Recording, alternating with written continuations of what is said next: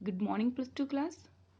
Last video में हम mechanism of DNA replication discuss कर रहे थे, जिसका फर्स्ट स्टेप क्या है, activation of DNA nucleotides with the help of enzyme phosphorylase. Second step में हमने डिस्कस किया opening of DNA helix. Opening of DNA helix के लिए फर्स्ट स्टेप क्या होगा, रिकॉग्नाइजेशन ऑफ ओआरआई साइट, मतलब ओरिजिन ऑफ रेप्लिकेशन साइट। ठीक है, जहाँ से रेप्लिकेशन स्टार्ट हो सके उस साइट को क्या किया जाता है, रिकॉग्नाइज किया जाता है, सर्च किया जाता है, फाइंड आउट किया जाता है। ओरिजिन ऑफ रेप्लिकेशन प्रोकैरियोट्स में सिंगल रहेगा, एक ही साइट रहेगी। जो यूकैरियोट्स हैं उनका डीएनए लीनियर है, so there would be many ORI site. Next helicase क्या करेगा, ओपन कर देगा, और जो डीएनए है, डीएनए हेलिक्स है, उसकी ओपनिंग कैसे होगी, एक रेप्लिकेशन फोर्क की फॉर्मेशन में। ठीक है, फोर्क जैसी सी स्ट्रक्चर बनेगी।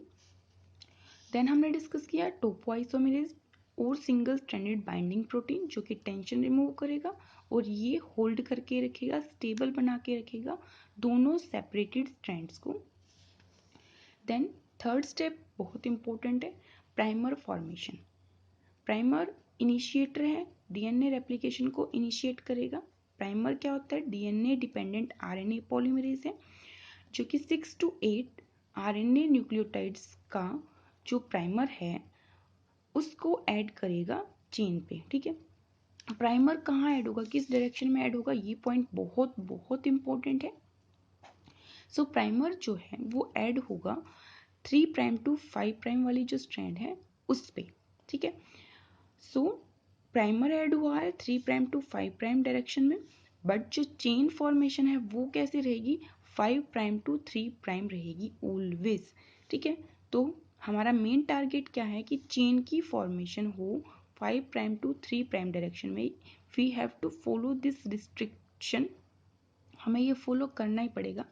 सो 5' to 3' डायरेक्शन में ही क्या होगी, डीएनए रेप्लिकेशन होगी ऑलवेज। ठीक है, इतना हम डिस्कस कर चुके हैं। नेक्स्ट देखिए, नेक्स्ट स्टेप क्या होगा।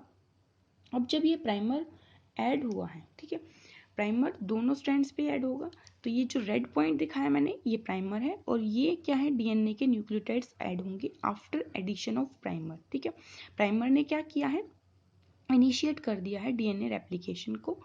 सो ये जो स्ट्रैंड होती है 3' to 5' स्ट्रैंड होती है, इसको हम क्या बोलते हैं, ऑलवेज टेम्पलेट स्ट्रैंड। ठीक है, तो टेम्पलेट स्ट्रैंड है जो जो कि 3' to 5' है, वहां पे क्या ऐड हुआ है, प्राइमर ऐड हुआ है। अब इस चेन पे भी प्राइमर का एडिशन होगा। ठीक है, तो प्राइमर यहाँ भी ऐड होगा। सो अब बात कर रहे हैं इस चेन पे प्राइमर ऐड करने की। अब ये चेन है जो ये तो है 5' to 3' डायरेक्शन में, और जो प्राइमर है वो ऑलवेज किस डायरेक्शन में ऐड होगा, 3' to 5' डायरेक्शन में ही ऐड होगा। ठीक है, और जो डीएनए रेप्लिकेशन है की डायरेक्शन है वो रहेगी 5' to 3'। सो हमें यहाँ पे प्राइमर को ऐड करना पड़ेगा, किस डायरेक्शन में ऐड करेंगे, 3' to 5' की डायरेक्शन में, मतलब हम चलेंगे इनवर्स। ठीक है, तो यहाँ पे प्राइमर को ऐड किया जाएगा, ये है प्राइमर।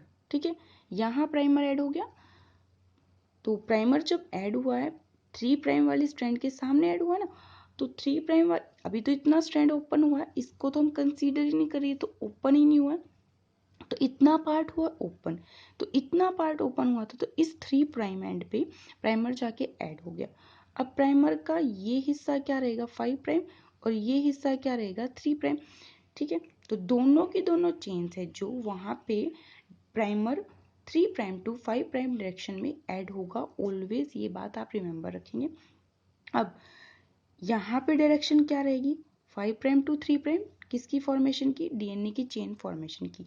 यहाँ पे भी 5' to 3', बट एक डिफरेंस है दोनों चेन्स में, ये तो रहेगी, देखो स्ट्रेट चल रहे हैं ना, कॉन्टिन्यूस, और यहाँ पे प्राइमर इनवर्स ऐड हुआ है, तो यहाँ पे हम इनवर्स चल रहे हैं ना, यहाँ तो सामने चला गया था, यहाँ वो बैक में जाके ऐड हुआ है। ठीक है, तो ये तो इन स्ट्रेट चल रहे हैं, यहाँ चल रहे हैं हम इनवर्स।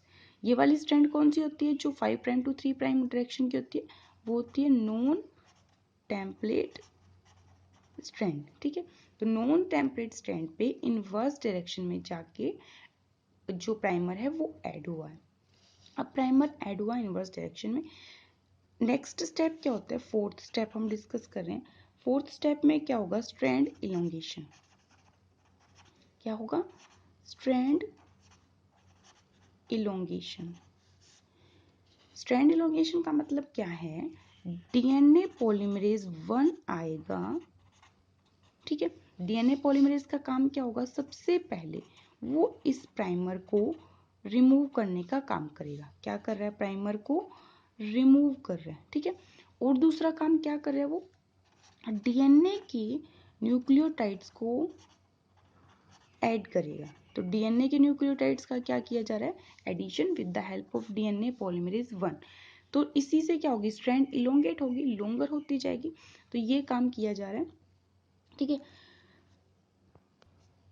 अब चेन इलोंगेशन की डायरेक्शन क्या होगी, 5 प्राइम टू 3 प्राइम ही रहेगी, ठीक है।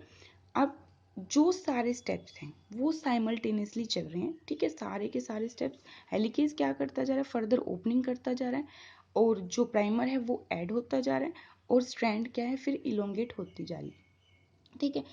अब ये वाली जो स्ट्रैंड थी, यहाँ पे तो एक बार प्राइमर ऐड होगा, कौन सी वाली स्ट्रैंड पे, जो 3 प्राइम टू 5 प्राइम थी, उस स्ट्रैंड पे प्राइमर सिर्फ एक ऐड होगा।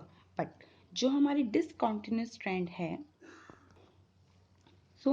जो हमारी नॉन टेम्पलेट स्ट्रैंड है, वहाँ पे क्या होगा, हम इनवर्स में चल रहे हैं, क्योंकि प्राइमर क्या है, इनवर्स डायरेक्शन में यहाँ ऊपर जाके अटैच हुआ, यहाँ तो 3 प्राइम डायरेक्शन में सामने अटैच हो गया, यहाँ पे इसको 3 प्राइम डायरेक्शन चाहिए थी, इसीलिए ये इनवर्स में जाके अटैच हुआ, ठीक है। सो इनवर्स में चल रहा है प्राइमर, ठीक है। रेप्लिकेशन की जो डायरेक्शन है वो 5 प्राइम टू 3 प्राइम ही रह रही है, बट जो प्राइमर है वो इनवर्स में जाके इस चेन पे इनवर्स में अटैच हुआ है, तो इसीलिए ये प्रोसेस रहेगी स्लो, ठीक है। बार बार इनिशिएट करने के लिए बार बार ये प्रोसेस क्या हो जाएगी, रुक जाएगी, ठीक है। और बार बार प्रोसेस रुक जाएगी, उसके बाद उसको इनिशिएट करने के लिए फिर से क्या करना पड़ेगा, नया प्राइमर ऐड करना पड़ेगा। तो यहाँ पे बार बार हमें थोड़े थोड़े स्टेप्स के बाद, जब थोड़े थोड़े न्यूक्लियोटाइड्स ऐड होंगे, नया एक प्राइमर ऐड करना पड़ेगा। ये जो रेड में दिखाया मैंने, ये क्या है, प्राइमर। ये ब्लैक वाले क्या है, डीएनए के न्यूक्लियोटाइड्स, ठीक है। तो हमें बार बार क्या करना पड़ रहा है, एक नया प्राइमर ऐड करना पड़ रहा है, क्योंकि चेन क्या है, इनवर्स चल रही है ना, क्योंकि प्राइमर इनवर्स डायरेक्शन में चल रहा था। सो इनवर्स चल रहे थे, इसीलिए प्रोसेस बार बार स्टॉप हो रही है और प्रोसेस बार बार रुक रही है, इसीलिए क्या करना पड़ रहा है, नया प्राइमर फिर से ऐड करना पड़ रहा है, ठीक है। तो यहाँ पे जो डीएनए की स्ट्रैंड्स बनेगी ना, ठीक है, ये रहेगी कॉन्टिन्यूस, एक बार में बन जाएगी, सिर्फ एक प्राइमर ऐड किया है। तो टेम्पलेट स्ट्रैंड पे जो नई चेन बन रही है वो किस डायरेक्ट कैसे बन रही है, कॉन्टिन्यूस बन रही है, ठीक है। तो ये रहेगी कॉन्टिन्यूस स्ट्रैंड, क्योंकि ये तो एक बार में ही बन गई, एक प्राइमर ऐड हुआ। बट जो नॉन टेम्पलेट स्ट्रैंड थी ना, उसके सामने जो चेन बनेगी, डीएनए की नई चेन बन रही है, वो रहेगी डिसकॉन्टिन्यूस। क्या है वो, डिसकॉन्टिन्यूस। डिसकॉन्टिन्यूस क्यों है, क्योंकि वो रुक रुक के बन रही है। रुक रुक के क्यों बनी है, क्योंकि इनवर्स में चला जा रहा है, उल्टे चल रहे हैं, ठीक है। यहाँ तो स्ट्रेट चल रही है, इधर चल दिया, यहाँ रुक आए, इनवर्स चलना शुरू कर दिया, ठीक है। तो ये डिसकॉन्टिन्यूस थी। अब क्या होगा, डीएनए पॉलीमरेज ऐड हो चुका है, डीएनए पॉलीमरेज 1 क्या कर रहा है, नए डीएनए के न्यूक्लियोटाइड्स को ऐड करता जा रहा है वो, ठीक है। सो डीएनए के न्यूक्लियोटाइड्स ऐड होते जा रहे हैं, बट यहाँ पे बार बार प्राइमर भी ऐड हो रहा है। सो उस प्राइमर को भी क्या किया जा रहा है, बार बार रिमूव किया जाएगा, ठीक है। तो डीएनए के न्यूक्लियोटाइड्स ऐड होंगे, नेक्स्ट के स्टेप क्या होगा, जो प्राइमर हैं जो कि अटैच हुआ है, उस प्राइमर को क्या किया जाएगा, रिमूव कर दिया जाएगा, क्योंकि प्राइमर तो क्या है, आरएनए के न्यूक्लियोटाइड्स हैं, ठीक है, उसको तो हम नहीं रखेंगे चेन में। तो इन प्राइमर्स को रिमूव कर दिया जाएगा, रिमूव करके यहाँ पे आ जाएगा गैप। यहाँ पे देखो, इसको अगर हटा दिया जाए, इस सीक्वेंस को, 6 से 8 न्यूक्लियोटाइड का ये सीक्वेंस था, इसको रिमूव करेंगे तो क्या होगा, यहाँ पे आएगा गैप, ठीक है।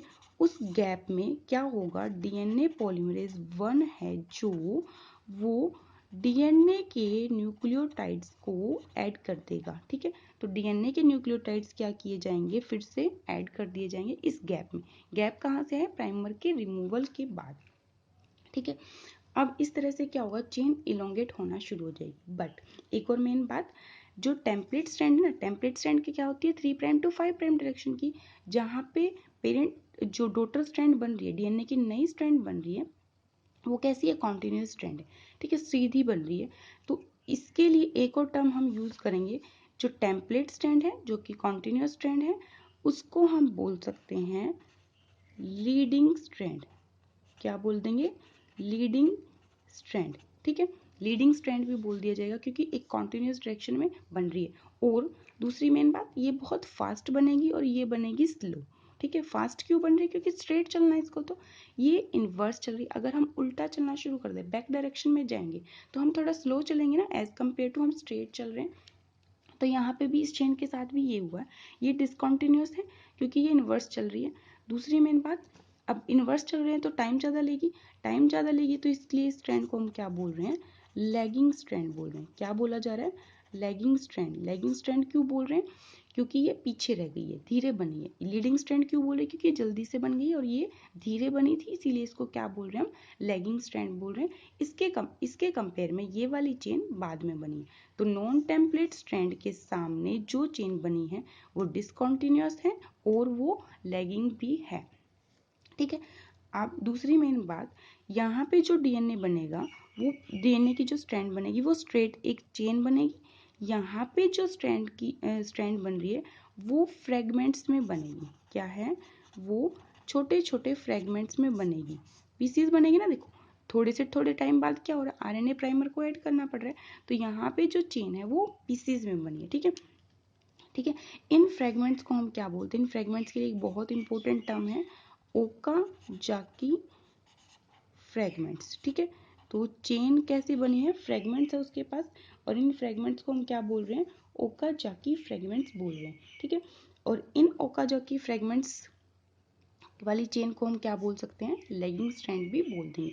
तो ये तीनों के तीनों टर्म्स आपको याद रखनी है। टेम्पलेट स्ट्रैंड के सामने कॉन्टिन्यूस स्ट्रैंड और लीडिंग स्ट्रैंड बनती है, नॉन टेम्पलेट स्ट्रैंड के सामने डिसकॉन्टिन्यूस और लैगिंग स्ट्रैंड बनेगी। ओकाजाकी फ्रेगमेंट्स कौन सी चेन में होंगे, लैगिंग स्ट्रैंड में होंगे। ओकाजाकी फ्रेगमेंट्स कौन सी उसमें है, लैगिंग, और यू कैन से डिसकॉन्टिन्यूस। अगर क्वेश्चन ये पूछा जा रहा है कि ओकाजाकी फ्रेगमेंट कौन सी पेरेंट स्ट्रैंड के सामने बने हैं, तो पेरेंट स्ट्रैंड तो ये थी नॉन टेम्पलेट, पेरेंट का मतलब जो पहले से थी जिसके सामने नई स्ट्रैंड बनी, तो ये हमारे पास पेरेंट स्ट्रैंड है, और ये क्या है, न्यू स्ट्रैंड है, ठीक है। तो Okazaki fragments 5 prime to 3 prime जो कि नॉन टेम्पलेट स्ट्रैंड की डायरेक्शन होती है, उस डायरेक्शन में बनेंगे, उस स्ट्रैंड के सामने बनेंगे, ठीक है। अब प्राइमर को रिमूव कर दिया जाएगा, लाइगेज आएगा, इन न्यूक्लियोटाइड्स को ज्वाइन कर देगा। फिर क्या होगा, फाइनल स्टेप होता है हमारे पास। फाइनल स्टेप में क्या होगा, प्रूफ रीडिंग होगी, ठीक है। क्या कर रहे हैं, प्रूफ रीडिंग कर रहे हैं।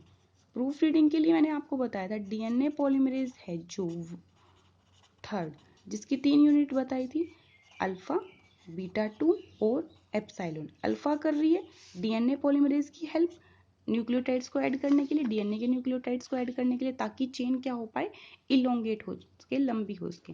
बीटा 2 होल्डिंग्स है, और एप्सिलॉन जो है वो क्या करेगी, प्रूफ रीडिंग का काम करेगी, ठीक है। अगर कोई बेस पेयर मिसमैचिंग हुई है, कोई बेस पेयर रोंग अटैच हो गया है, तो उस केस में ये क्या करेगा, उस रोंग बेस पेयर को रिमूव करेगा और उसकी जगह पे जो करेक्ट बेस पेयर है उसको ऐड किया जाएगा, ठीक है। नेक्स्ट जो लास्ट प्रूफ रीडिंग की जाएगी, फाइनल प्रूफ रीडिंग, वो कौन करेगा, एंजाइम न्यूक्लियस। तो न्यूक्लियस एंजाइम की हेल्प से क्या किया जा रहा है, फाइनल प्रूफ रीडिंग की जाएगी। एक बार प्रूफ रीडिंग की है एप्सिलॉन यूनिट ने, और एक बार कर रहा है न्यूक्लियस एंजाइम। अब हमने देखा कि जो डीएनए है वो कैसे बना है, एक तो पेरेंट चेन है और एक बन रही है डॉटर चेन, यहाँ पे भी एक पेरेंट और एक चेन डॉटर की, ठीक है। तो इस चीज को हम क्या बोलते हैं, semi conservative mode of DNA replication. क्या बोल रहे हैं, semi conservative mode of DNA replication, ठीक है। डीएनए रेप्लिकेशन कैसी है, सेमी कंजर्वेटिव है। सेमी कंजर्वेटिव का मतलब एक स्ट्रैंड रहेगी पेरेंट और एक स्ट्रैंड रहेगी न्यू, ठीक है। ओल्ड और न्यू स्ट्रैंड है, दो नई स्ट्रैंड, एग्जैक्ट दोनों की दोनों नई स्ट्रैंड नहीं है, एक पेरेंट वाली स्ट्रैंड भी साथ में और एक क्या है, डॉटर स्ट्रैंड भी साथ में है, जो नेक्स्ट जनरेशन में पास आउट किया जाएगा, ये सेट। ठीक है, ये दोनों स्ट्रैंड पास आउट नहीं किए जाएंगी, ये दोनों दोनों में से कोई भी स्ट्रैंड क्या हो जाएगी, पास आउट की जाएगी नेक्स्ट जनरेशन में। ठीक है, तो इसी चीज को हम क्या बोलते हैं, सेमी कंजर्वेटिव रेप्लिकेशन। इसके ऊपर एक बहुत फेमस एक्सपेरिमेंट भी हम डिस्कस करेंगे नेक्स्ट वीडियो में। ठीक है, तो ये डीएनए रेप्लिकेशन का मैकेनिज्म था।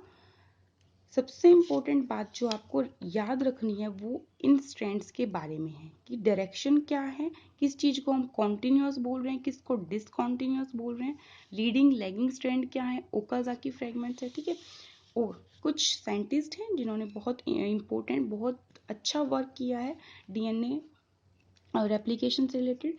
एक इंडियन साइंटिस्ट ही थे, डॉक्टर